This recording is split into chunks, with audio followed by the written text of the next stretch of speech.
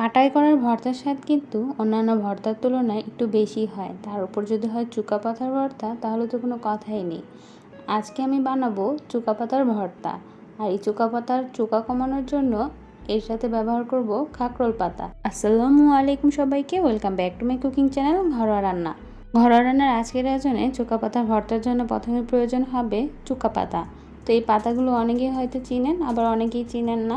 তো এই পাতাগুলো কিন্তু খুব সহজেই এখন বাজারে পাওয়া যাবে।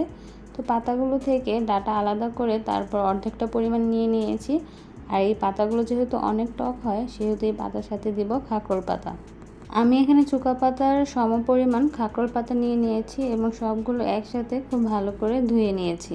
চাইলে এখানে ডাঁটা পাতা, হেলেঞ্চা পাতা, লাউ শাক পাতা, কুমড়ো পাতা যে কোনো ধরনের পাতাই ব্যবহার করতে পারেন। তো প্রথমে আমি কড়াইতে অল্প পরিমাণ সরিষার তেল দিয়ে তার মধ্যে দিয়ে দিয়েছি রসুন। এখানে দুটি বড় সাইজের রসুন খোসা ছাড়িয়ে তারপর দিয়ে দিয়েছি, সাথে দিয়ে দিয়েছি 3টি পেঁয়াজ। পেঁয়াজগুলো একটু মোটা মোটা করে কেটে তারপর এই তেলের মধ্যে ভেজে নিয়েছি। তো পেঁয়াজ এবং রসুনগুলো ভাজা হয়ে গিয়েছে, এবার নামিয়ে নেব। এবার সেই একই কড়াইতে দিয়ে দিব খাকরোল পাতা এবং চুকা পাতা। আজকের এই ভর্তাটি কিন্তু আমি শুকনো মরিচ দিয়ে করব না, করব বোম্বাই মরিচ এবং কাঁচা মরিচ দিয়ে। তো একটি বড় সাইজের বোম্বাই মরিচ এখানে আমি দিয়ে দিয়েছি। আসলে ভর্তার স্বাদটি কিন্তু ঝালের উপরই নির্ভর করে, চাইলে কিন্তু আপনারা ঝাল কমিয়ে অথবা বাড়িয়েও দিতে পারেন।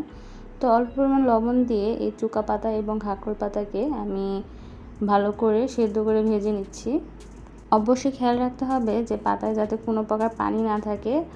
একদম শুকনো শুকনো করে এই পাতাগুলো ভেজে নিয়ে আমি নামিয়ে নিচ্ছি। পানি থাকলে কিন্তু এই ভর্তা খেতে একদমই ভালো লাগবে না। তো সবগুলো উপকরণ রেডি হয়ে গিয়েছে। এবার আমি শিলপাটায় এক এক করে সবগুলো উপকরণ বেটে নেব। প্রথমে আমি কাঁচামরিচগুলো বেটে নেব। এই ভর্তায় বোম্বাই মরিচ ব্যবহার করার ফলে ভর্তার স্বাদ কিন্তু দ্বিগুণ বেড়ে গিয়েছে, কারণ বোম্বাই মরিচের যে একটি ফ্লেভার আছে তা ভর্তায় এমনিতেই একটি সুগন্ধ দেয়।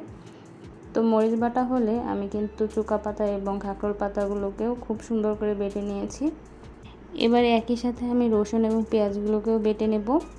যেহেতু সেদ্ধ করার সময় আমি এই পাতাতে একটু লবণ ব্যবহার করেছিলাম, সেহেতু আপনারা আপনাদের স্বাদ অনুযায়ী কিন্তু এখানে লবণ ব্যবহার করতে পারেন।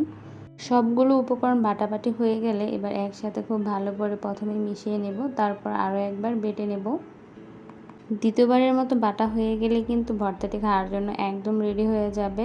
অনেকেই কিন্তু এই খাকরোল পাতা গলা চুলকানোর ভয়ে খেতে চান না, কিন্তু এভাবে চুকা পাতার সাথে ভর্তাটি বানিয়ে খেলে গলা একদমই চুলকাবে না। আশা করি আজকের এই ভর্তার রেসিপিটি আপনাদের কাছে ভালো লেগেছে। ভালো লাগলে অবশ্যই আমার ভিডিওতে লাইক দিয়ে আমার পাশে থাকবেন। সবাই খুব বেশি ভালো থাকবেন। আল্লাহ হাফেজ।